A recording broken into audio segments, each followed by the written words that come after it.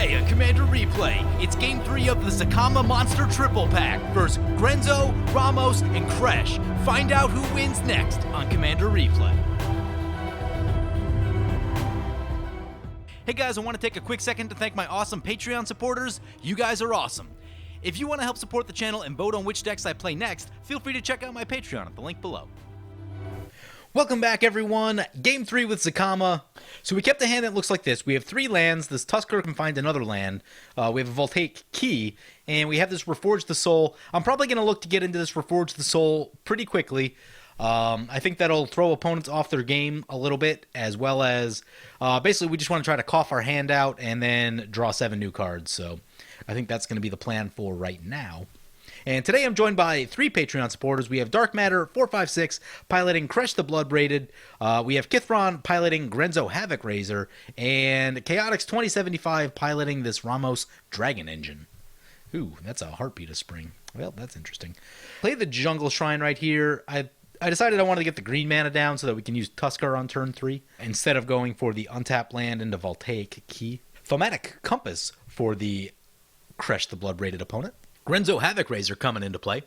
And Grixis Grimblade coming down for the Ramos opponent. Sure. This one has +1/+1 if you have a multicolor permanent and has Death Touch. There's a Goblin Bombardment. Interesting. Okay. So right here, let's play the Plains and drop down the Signet. And we will pass like that. Opponent plays a Thunderscape Familiar. 1/1 first strike, black and green spells, cost 1 less to cast. Pretty sweet. I think that means they can cast Kresh next turn? Yeah, that seems pretty good. Spinerock Knoll for the Grenzo opponent. That's a good one. And a Legion Loyalist coming down, so Grenzo probably on the Goblin Tribal plan. At least, if nothing else, the Token Go Wide plan, in which Legion Loyalist is good for both. Opponent swinging into us. Yep.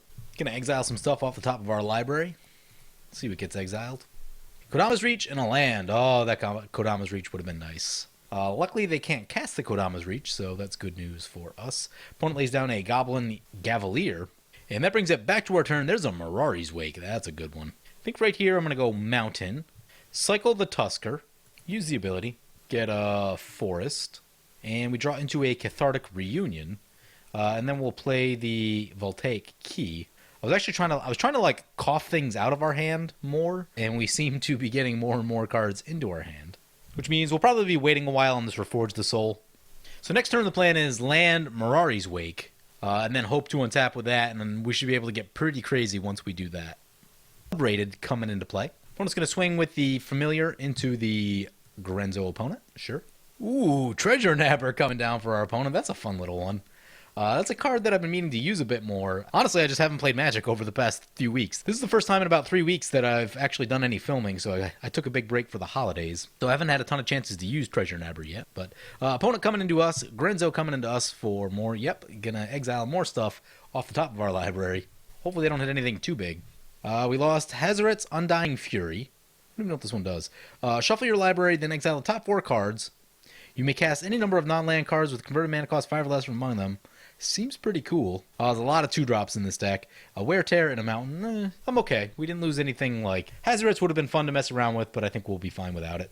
Ooh, and hey, there's Ignite Memories. As long as we don't get disrupted too hard over the next couple turns, mostly this Mirari's Wake needs the stick. Oh, we're going to lose our Signet. Well, that's just going to be life for us. So Treasure Nabber getting us right there. But well worth it for the Mirari's Wake, I think. Play Mirari's Wake and pass turn like that. Into the Grenzo opponent, sure. They can block with the Treasure Nabber. They don't. They take 3, go down to 36. Rogue's Gloves coming down for the Grenzo opponent, sure. Yep, and they're just going to keep swinging into us. Yep. Legion Loyalist will trigger. Creatures will get first strike, trample, and can't be blocked by creature tokens this turn. Pretty good. And I'm going to exile more stuff off of the top of our library. We get a land, a Greater Good, Sylvan Scrying, and Mana Reflection. Pretty good hits right there.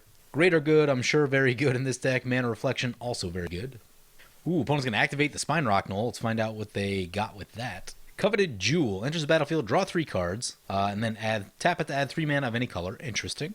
Whenever 1 or more creatures an opponent controls attack you and aren't blocked, that player draws 3 cards and gains control of Coveted Jewel. Untap it. Ooh, interesting. I know certain colors don't draw well, but that seems like a lot of risk with that thing.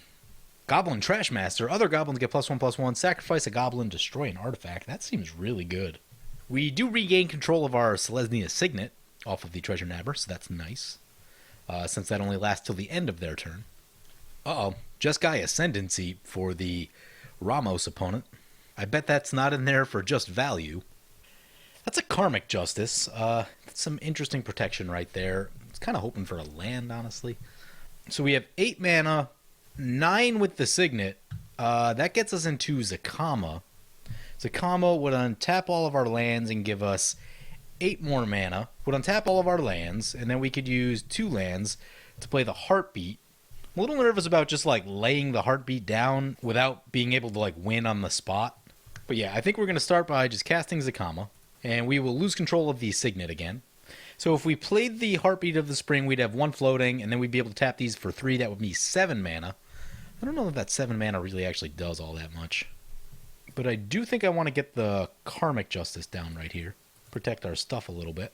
Opponent's going to use the Trashmaster to destroy our Voltaic Key with Karmic Justice on the stack. It seems fine. I didn't have any specific plans for Voltaic Key. I'm sure it can do some stuff in this deck, otherwise it wouldn't be in here.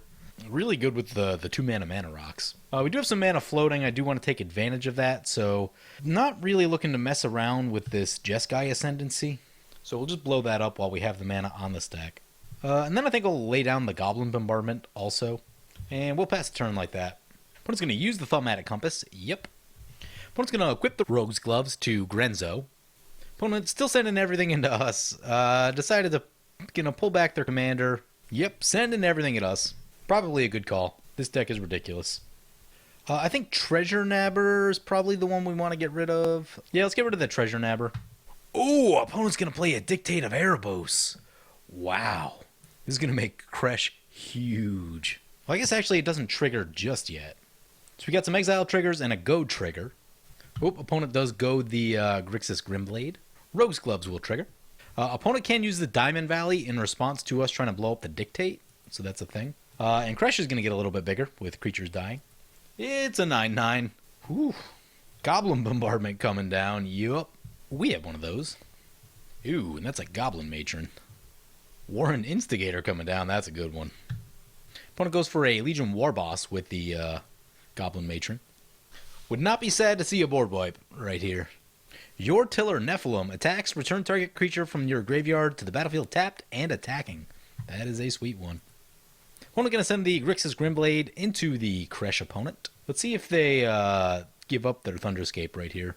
Or if they just block and kill it. Actually, it's got Death Touch. Yep, Zacama. Dictate of Erebos will trigger. Kresh will trigger. I'm going to sacrifice Zacama to shoot the Grixis Grimblade. Get some value. That'll force opponent to sack the Yortiller Nephilim. Kresh up to a 12/12. Each opponent will sacrifice a creature. So Kresh getting absolutely massive now. It's a 17/17. Whoo-hoo-hoo-hoo. That is large. There's a Far Wanderings. I was really kind of hoping for lands, honestly. We're probably going to be dead in the next turn cycle. I don't know if there's a lot of ways around that. I guess we just, I think we just got to go for broke right here. Play this Heartbeat of Spring. I think we play the Reforge the Soul. We look at a bunch of new stuff. Interesting. Gaia's Cradle, not helpful right here. Explore is interesting. Naya Charm's interesting, but I don't think we're going to have enough untapped lands to be able to use it. So let's play the Cinderglade. And that would give us, we'd have 7 mana. Going to turn a card from our graveyard to the hand is a thing that we can do. I think we try this Explore.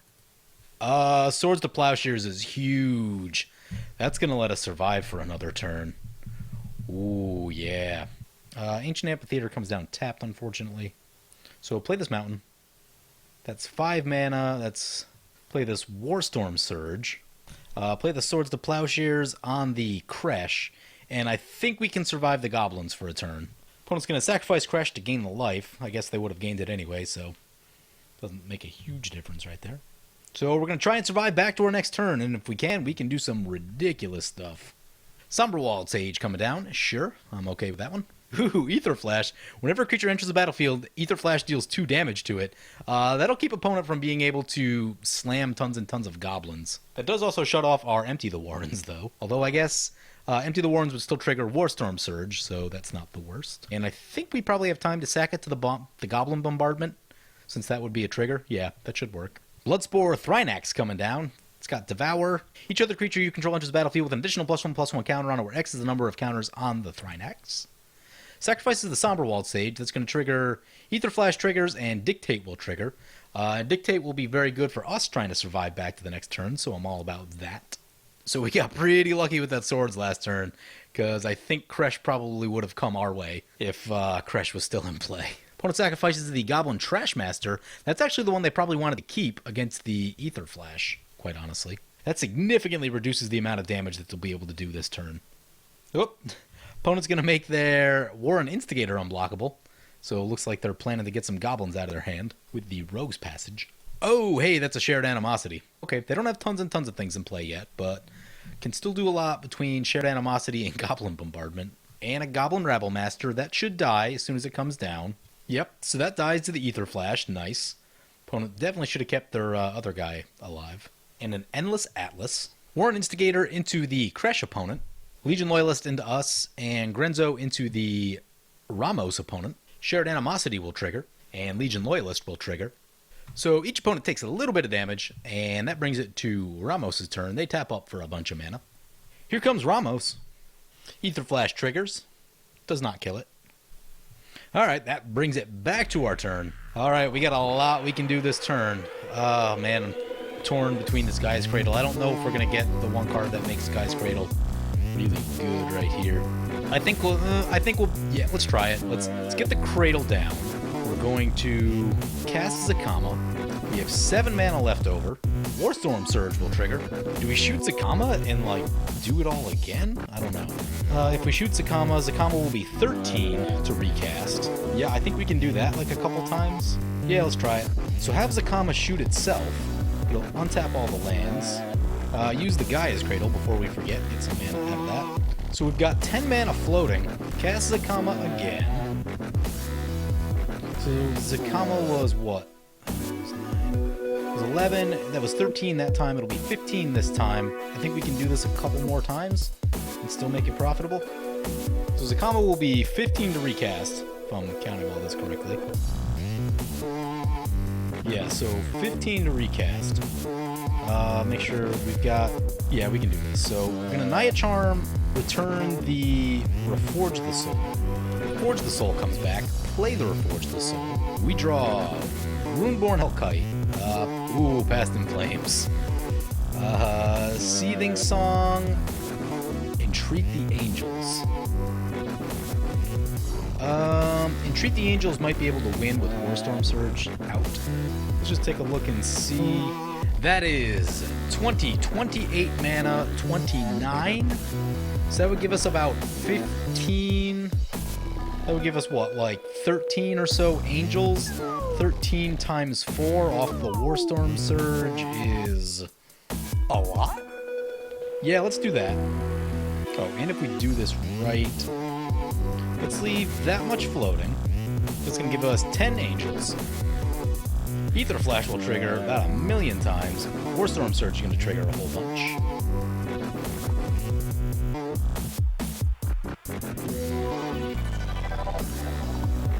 Oh, these are 5/5 Angels. Forgot about Mirari's weak. Well, we wasted some damage right there then.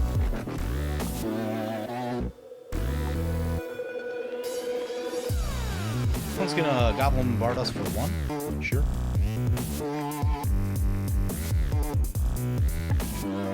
Actually, we only misused 1 trigger right there, so that's... No, we didn't even... Yeah, so things still working out. So Grenzo goes down to the Warstorm Surge and Angels. Next, let us tap that for a bunch of mana. I think this is enough to get our commander back. Yup. Ether Flash will trigger. Warstorm Surge will trigger. Start doming our opponents with the Warstorm Surge and the Zacama. So opponent down to 23. That untaps all of our lands. Oh yeah, now we can just like Past in Flames, Entreat the Angels, do it again? Or we could go with Ignite Memories also. So let's Seething Song, Felwar Stone, Ignite Memories, going to get copied 9 times. Opponent's going to play Dictate, sure. Opponent's going to sack the Diamond Valley, and we'll have to sacrifice a creature. Sack an Angel. So Ignite Memories there. Kind of spread these around. Hit a land. Down to 16. Oh, we've hit Violent Ultimatum twice. That's pretty lucky. Keep hitting them 7 drops. Buried Ruin. Land a couple times. Mana Gorge or Hydra. Oh, another land. Another land. Same land. Another land. Woo! 4 lands right there. Rough. Second exile. So then, let's entreat the Angels again. This should be enough. Yeah, because then we have the Goblin Bombardment also. So entreat the Angels, X11.